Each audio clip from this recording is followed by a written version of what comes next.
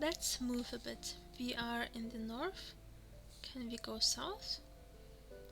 Oh, okay, we can't.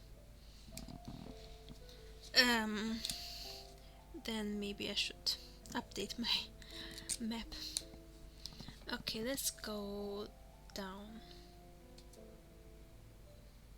Descent ladder. Time to descend.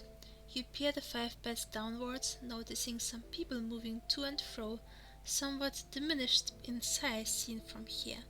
Well, it's time to reach safe ground again, you say to yourself, and carefully place one foot below the other to reach the next level. Oh, I thought I could move north and south from here, but I can't. Okay.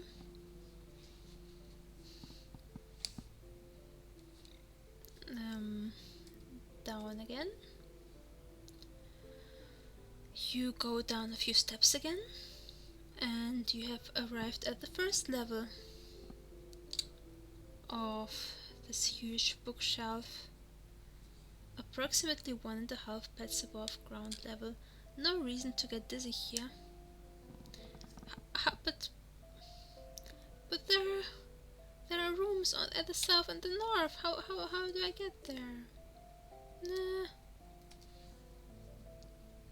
You climb down the last steps of the ladder, arriving safely back at the ground.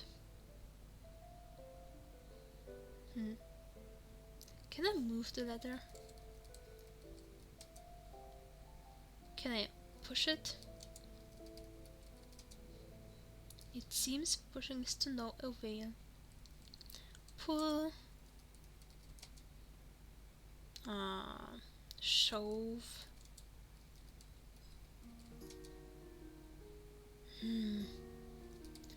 La la la.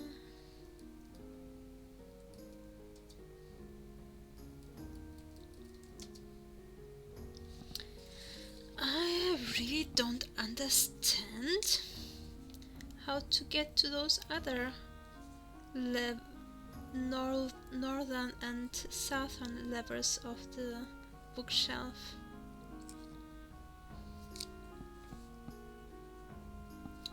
I don't get it at all.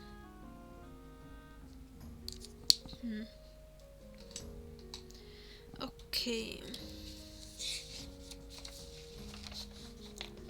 Let's see.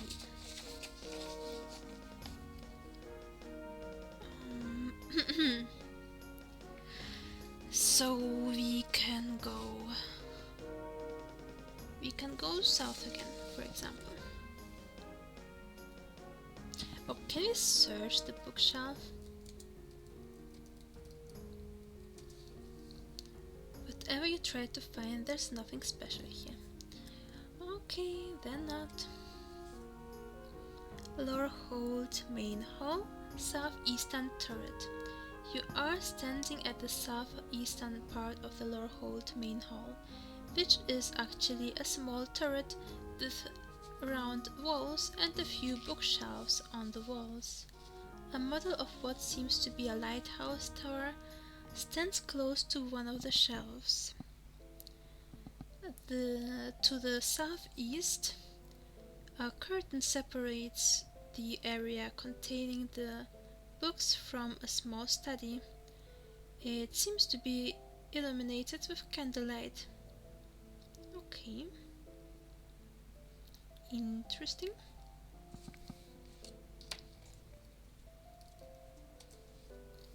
You take a closer look at the model of the tower, made out of sandstone.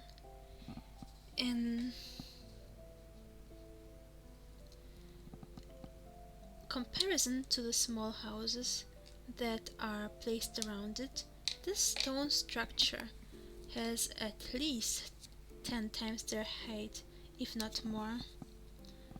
It seems to be built completely from stone and has a pyramidal roof above on an open area on top, which seems to serve as a lookout place. Below the model, There is a wooden panel with some explanations of the miniature. This wooden panel has some details on the tower above written on it. You read the following on the panel. The Eye, the Serpent-Ward Tower. This massive lighthouse tower, looming over Lorehaven like a benevolent giant, dominates the city. In ancient times it was called the Serpent-Ward Tower, as it was used to signal to ships not to come into port if the ferocious sea dragon was visible. More recently it has been dubbed the Shipmaster's Eye or just the Eye, but it is also known vulgarly as the Long Man. What? Reading wooden panel. As you bend down to read the text on the panel, you suddenly realize a window directly behind the miniature and make a surprising discovery. Huh, indeed. A fascinated laugh escapes your lips. The sandstone model you just marveled at was placed right in front of the view on the real thing, which you can see right from this position in this Lorehold turret. So here it is, the famous Serpent-Ward Tower,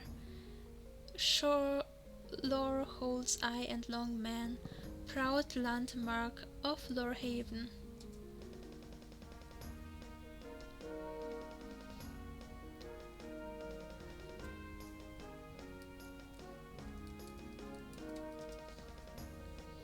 You scan the book titles on the bookshelves contained here and notice that they mainly deal with geographical topics. Actually, just as you finished your examination, you notice a plaque on top of the main bookshelves with Places of Santharia on it. One larger tome lies flat between a row of books, with a tassel that belongs to a bookmark protruding from it.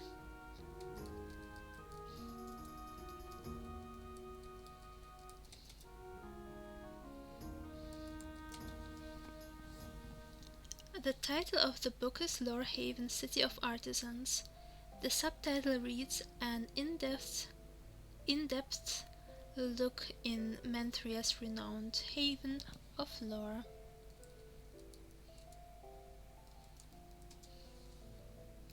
You open up the tome at the bookmarked page and read a few passages.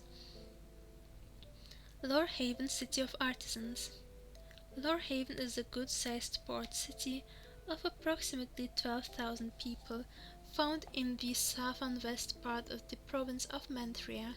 It is located on the Marian Gulf coast, just to the west of the Griffin's Marl. The main inhabitants of this place are Avenorian humans, although there are inhabitants of many races, including a large number of half-orcs from all over Sarvonia. Lorehaven is also known as the City of Artisans, since many live here to take advantage of the natural resources. And there are several artisan schools. Founded in 802 before us, the town was first known as Vivan Mar. Keep from this Tirash word for waterbird, for the crowds of gulls that flock around the two-track islands just off the coast.